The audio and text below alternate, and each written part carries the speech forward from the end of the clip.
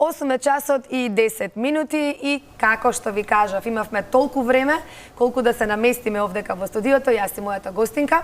А ова е навистина интересна тема за сите идни мајки, меѓутоа и за сите млади мајки, ама не само за мајките, туку ова е интересна тема и за бабите и за дедовците, бидејќи тие секогаш не ретко се оние кои што секогаш им помагаат на младите мајки и над младите татковци, се разбира, околу исхраната и околу чувањето на своето новороденче или на своето доенче, бебче, како сакате. Значи, ова утро, во наредниве 20 на минути, ќе зборуваме на една навистина интересна тема, а тоа е исхрана на доенчиња.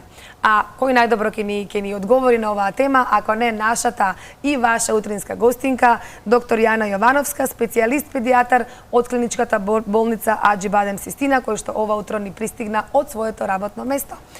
Доктор Јана, добро утро. Добро утро. И добро ни дојдовте во утринската програма на Алфа телевизија. Ви благодарам за тоа што ја прифативте нашата покана за гостување и веднаш кажувам, ова утро имаме навистина интересна тема, тема секогаш актуелна, бидејќи се работи за исхрана на доенчињата. Она што сакам за почеток како прво прашање да ви го поставам е она ексклузивно доење. Значи, тоа е единствената храна на новороденче, се уште се препорачува, не се уште, туку секогаш ќе се препорачува од здравствената организација и од вас докторите, до кога се препорачува ексклузивно доење, односно која е исхраната кај новороденчето? Најпрвен поздрав до гледачите на утринската емисија. Да, млекото е основна храна на самиот старт кај најмалите бебиња, кај новороденчињата и кај младите доенчиња. Најдобар избор за храна во оваа возрастна група е токму мајчиното млеко, основен избор за храна, но понекогаш постојат состојби кога тоа е недоволно, кога тоа недостасува и во тој случај како алтернатива се препорачува адаптираната млечна формула, се започнува со број единица, на пазарот постојат бројни видови на формула. Тоа е всушност најчесто кравје млеко кое што е соодветно обработено и приспособено за работата на цревата и бубрезите кај малото бебе. И покрај основниот тип број единица постојат и други модифицирани формули кои што се изменети во својот состав во протеинскиот дел пред се и во делот на шеќерите, но ваквите промени на формулата секогаш треба да одат по совет на педијатар и зависно од состојбата на доенчето. Ексклузивно доење по Светската здравствена организација се препорачува до 6-месечна возраст. Сега тоа така беше и порано во мое време, да, до 6 месеци ексклузивно доење. Меѓутоа што се случува доколку, нели, има потреба од порано?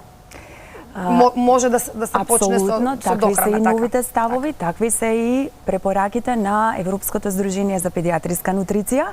Денеска со полни 4 месеци, меѓу 4 и 6 месечна возраст, детето веќе треба да започнава да се запознава со други вкусови освен вкусот на млекото, односно немлечната храна. Тука се во прв момент всушност овошјето и зеленчукот. Така што добро, она што од кога може сега да се започне со дохрана на доење?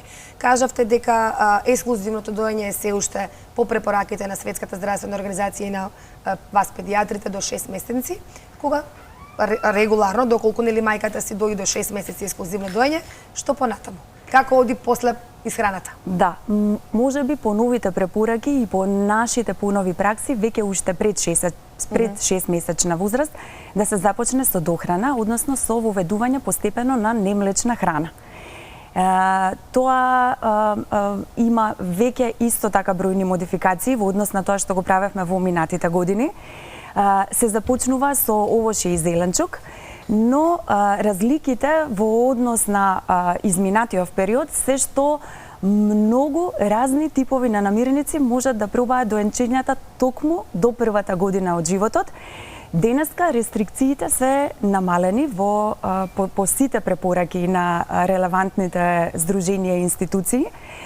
Имено ако некои типови на храна беа забранети до 12 месеци возраст, денеска напротив се препорачуваат. Тука пред се ќе ги кажам продуктите кои што се високи алергени, затоа што во истражувањата кои што се правени и во високо развиените земји, онаму каде што во минатото се правеше рестрикција на ваквите нутритивни алергени во овој доенечки период, забележана е поголема стапка на нутритивни алергии подоцна во текот на животот, а напротив, во земјите каде што се практикува воведување на мали количини на нутритивни алергени, тоа се јаткастите плодови, морската храна, рибата, црвеното овошје, јагодите, таму во тие земји денеска има намалена стапка на нутритивни алергии подоцна во животот и токму затоа полека се менуваат и препораките, а и нашите навики и нашите совети како треба да ги храниме децата во тек на првата година од животот.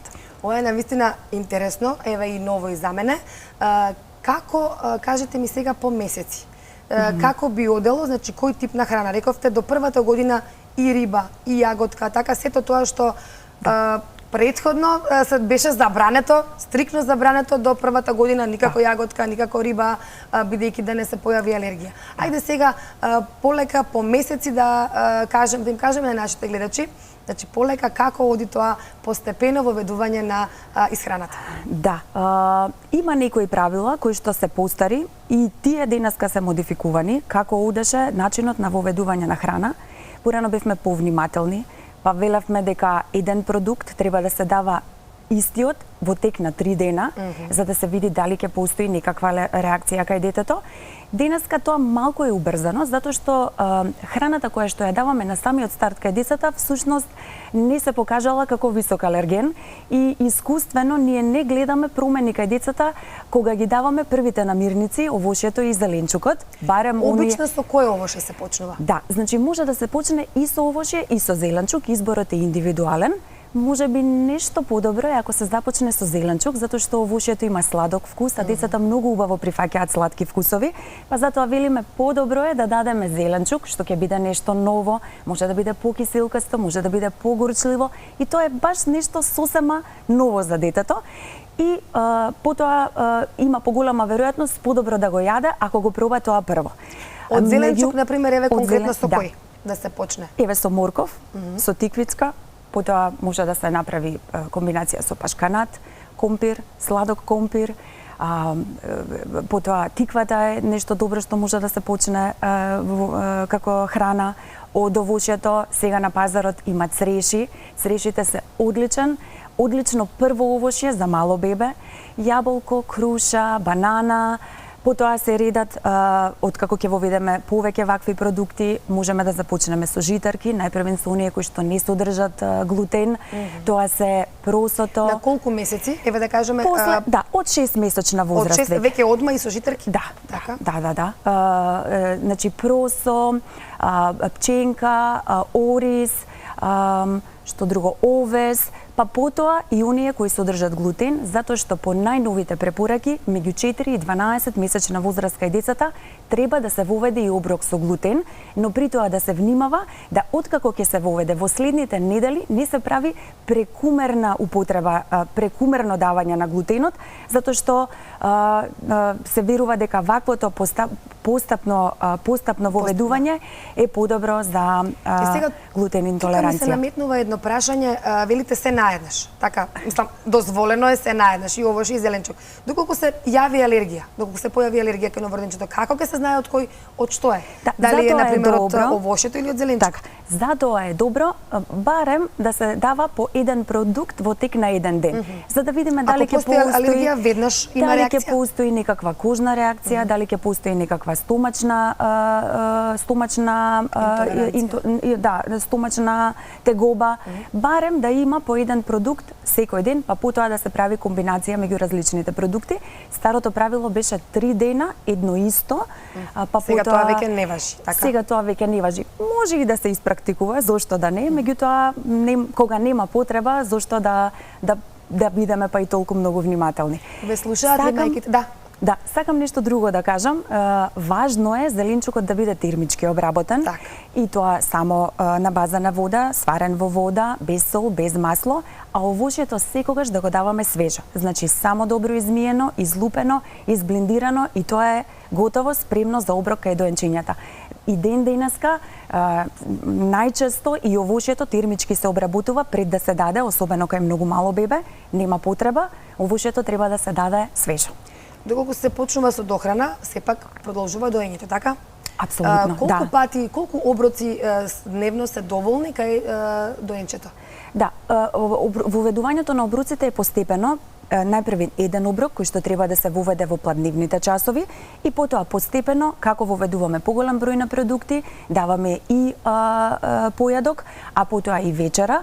Веќе кај дечињата кои што се постари од 6 месеци, вечерата треба да се одржи и жито, да има житна компонента, житна каша, затоа што тие споро ослободуваат енергија и ќе направат бебето да убаво и долго спие во тек на ноќта. А потоа помеѓу сите тие оброци се нуди млеко до одредена возраст, веќе дете на возраст од 12 месеци, дури и после 10 месеци, максимална дневна количина на млеко која што треба да ја пие е само 500 мл, ништо повеќе од тоа. Така. И сега, доктор Јана, да го кажеме планот. Кој е планот на исхрана кај доенчето? Како оди по месеци? Да, значи почнуваме со 6-тиот месец, до 6-тиот месец рековме ексклузивно доење. Да. Воведуваме во 6-тиот месец, полека кажавте овош и зеленчук. Што понатом кога воведуваме месо? Житарките. Месото го воведуваме исто така после 6-тиот месец. Веднаш, значи, така? Па, да, веднаш. Јајце? Веднаш јајце. И јајце воведуваме бргу и веднаш. И тоа е интересно што по новите препораки не мора да се двојат жолчката од белката. Јајцето може да се даде цело. Да. Жолчката претходно беше? Жолчката од кај 10-тиот месец, а белката после една година се даваше. Значи белката била повеќе алергена, така, да, повеќе но сега јајцето се нуди наеднаш цело. Да. Кои се симптомите на алергија? Вие споменавте кожата се исфрла, така друго. Да. Како мајките може да приметат дека детето е алергично на некој тип на храна? Да, пред се се тоа кожните манифестации, може да има цревни тегоби, но првенствено е кожната манифестација и понатаму и во поинтензивна форма може да има кашлица, отекување во одредени регии од телото, отекување на лицето, околу усните, ушите, тие се поизразени форми на алергија. И тогаш веднаш да се обратат на доктор, кај својот педијатар матичен и вие знаете како потоа тоа се третира, така како се лекува. Рековме, значи, од 6-ти месец, како што ве разбрав, веднаш се почнува буквално со се? Па може и вака постепено како што направивме. Овошје, зеленчук, веќе после воведување на повеќе типови на овошје и зеленчук да се започне со житарки. Веќе од 8-миот месец децата може да јадат мешункасти зеленчуци, леќа, граф, грашок, боранија. Тука негде, мислам, во овој период исто така треба да се воведе месото постепено. Тоа све убаво изблендирано, така? Апсолутно. Прв избор за месо е пилишкото, мисекиното, телешкото, зајачкото месо може да го јадат во тек на првата година. Да, до 12 месеци. И риба, да, и риба.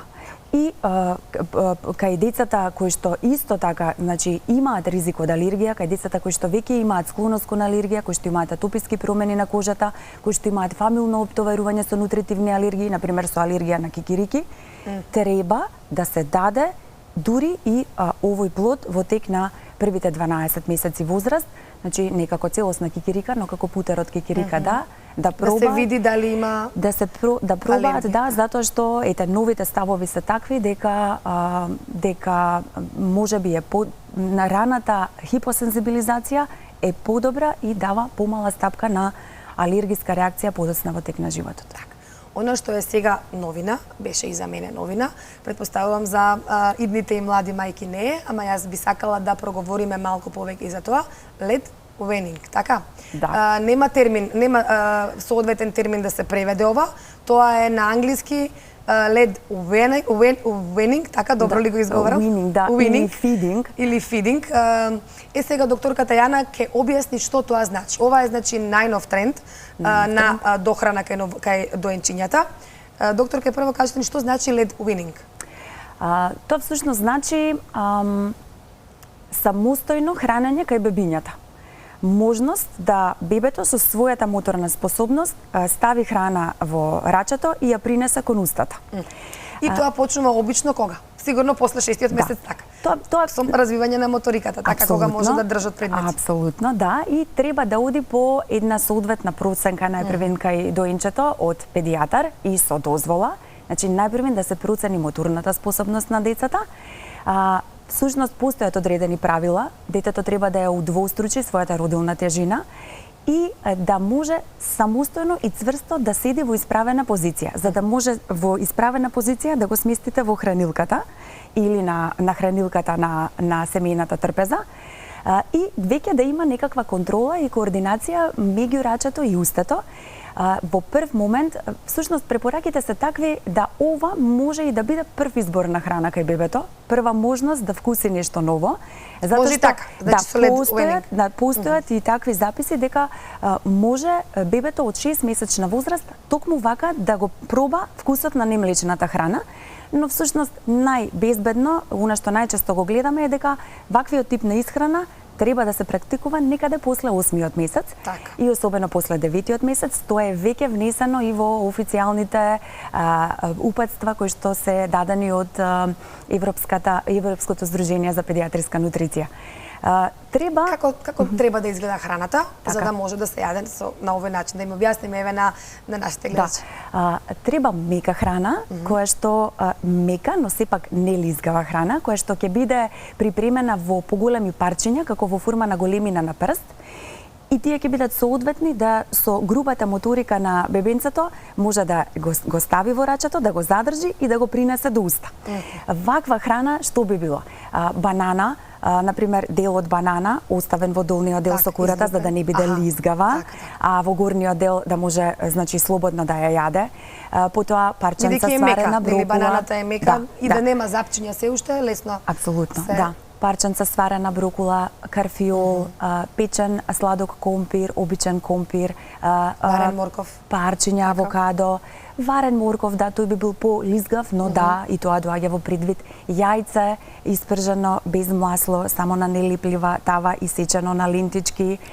И тоа може. Тоа е во прв момент, а веќе подоцна, после 9-тиот месец, кога кај бебињата се развива и фината моторика на прстите, кога веќе можат да фатат со прстињата, храната може да биде сервирана и во поситни коцкички, и тогаш нели можат да јадат и повеќе типови, веќе може да се приготват мафини со повеќе житарки, со повеќе типови на овошје.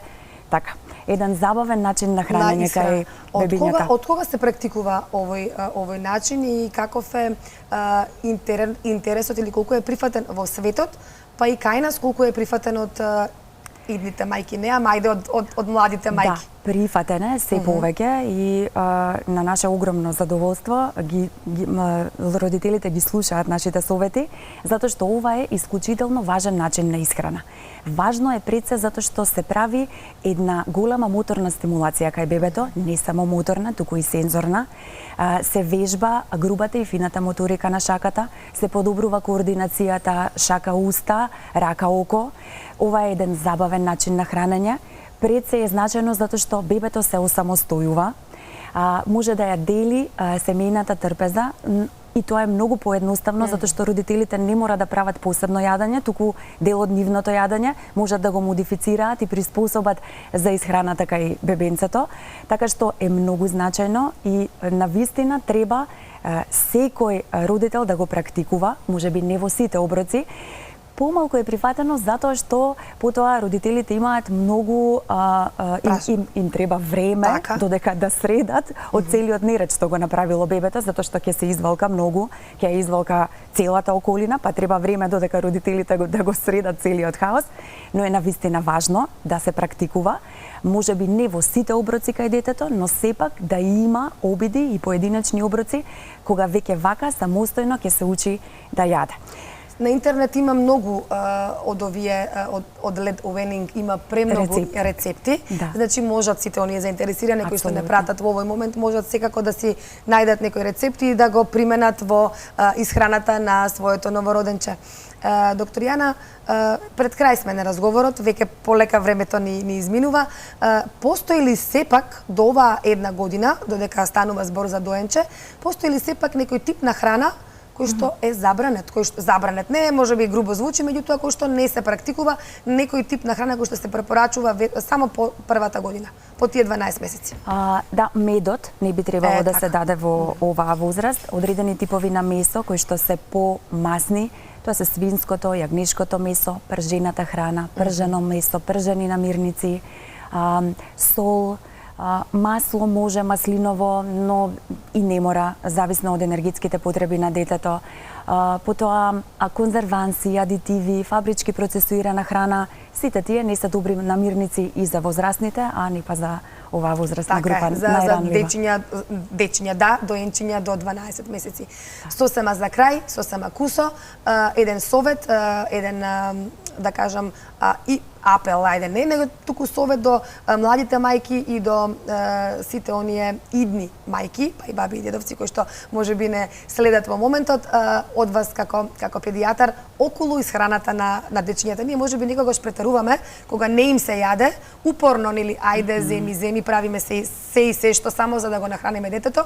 Еве еден совет од вас до сите кои што не слушаат. Токму и затоа е добро ова самостојно хранење на детето, да не мора да го присилиме и да му дадеме поголем оброк од она што навистина му е потребно, затоа што никогаш го правиме и тоа. Па само би ги обхрабрила да пробаат ваков начин на исхрана кај бебињата, да ги научат бебињата да јадат сами, значи тоа да го направат без страв, се разбира по првична соодветна проценка од педијатар, затоа што децата кои што имаат малку развојно задоцнување, можеби ќе треба ваквиот начин на исхрана да го пробаат подоцна. Но во основа е навистина значаен и многу важен за целокупниот развој на детето и еден забавен начин на исхрана за целото семејство. Да. Благодарна до вас уште еднаш тоа што ни бевте ова утро наша гостинка.